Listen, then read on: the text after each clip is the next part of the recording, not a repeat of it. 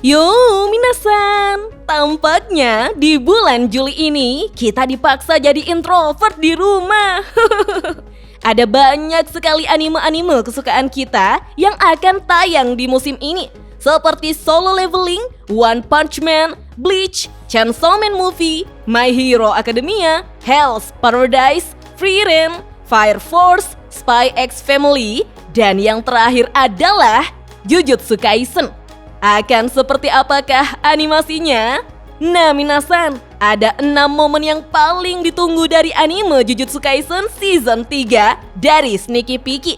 Sebelum saya lanjut, siapa tahu ada yang ingin berdonasi, silakan klik link Saweria yang ada di deskripsi ya.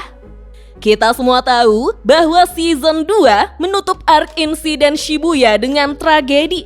Tapi, bagaimana dengan Season 3? Yah, memperlihatkan Culling Game dan awal dari kehancuran sistem Jujutsu itu sendiri.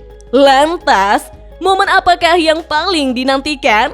Yang pertama adalah kematian Itadori Yuji.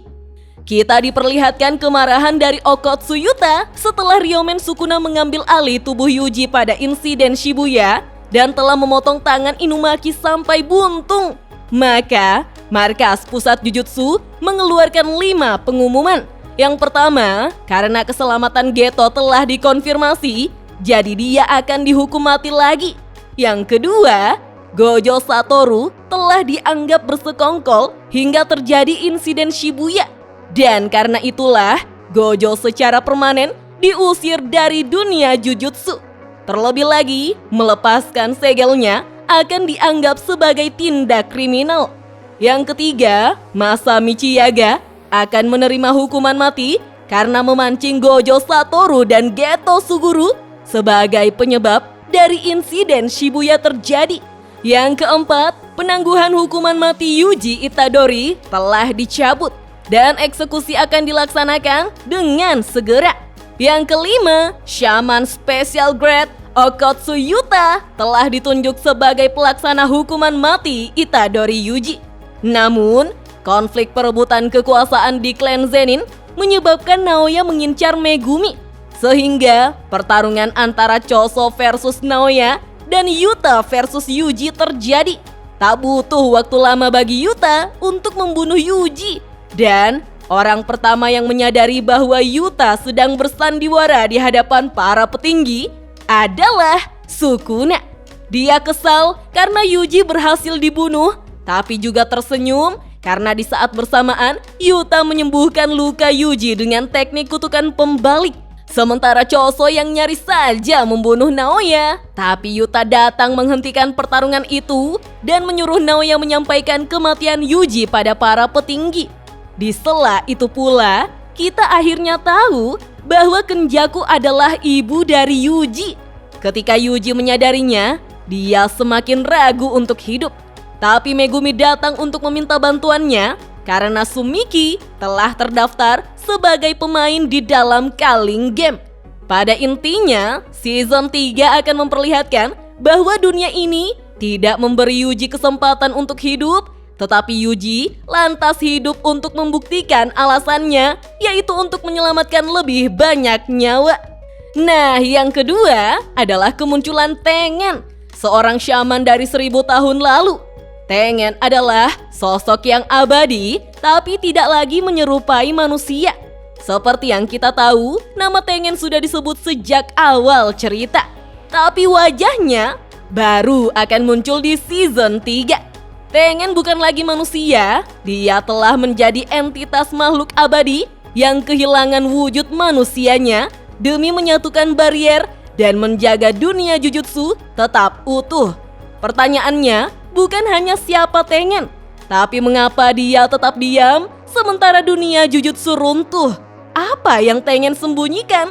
Dan apakah dia benar-benar masih di pihak manusia?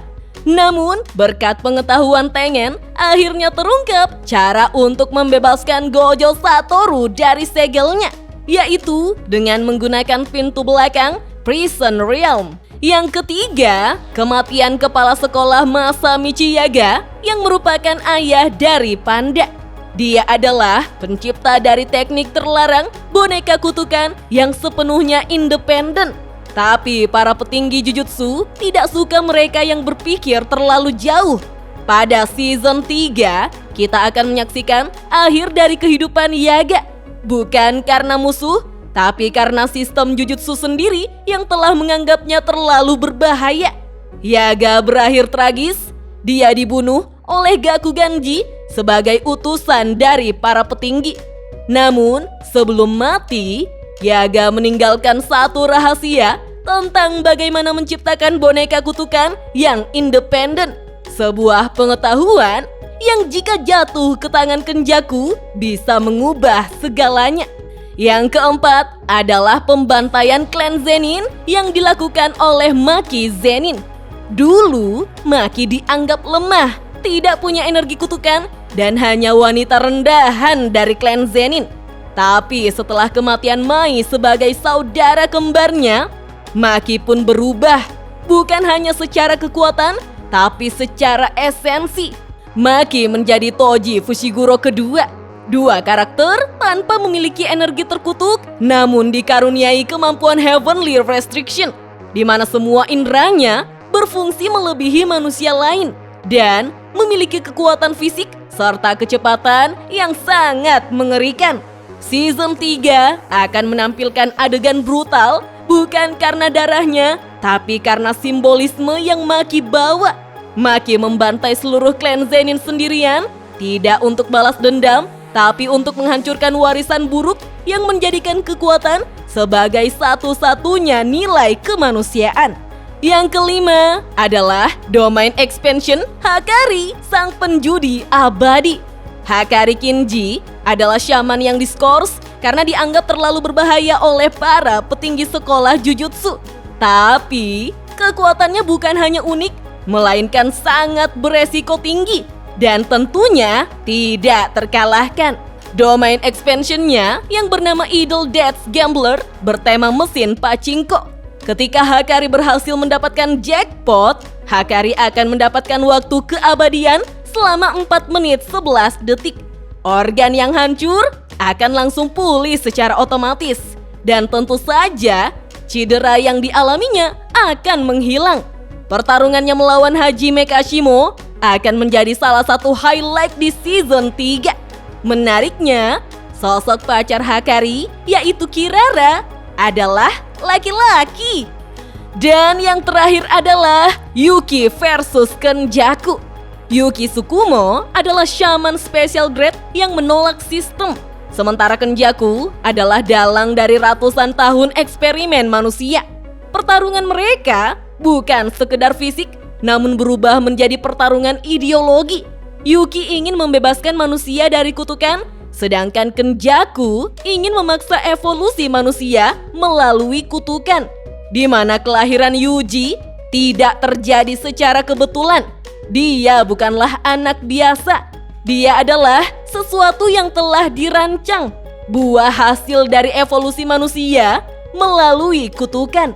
Pertarungan mereka terjadi di makam koridor bintang yang menjadi markas Tengen selama ini, di mana awalnya Choso harus menghadapi ayahnya sendiri, kemudian diambil alih oleh Yuki Tsukumo. Dan hasilnya, salah satu dari mereka tidak akan pernah kembali.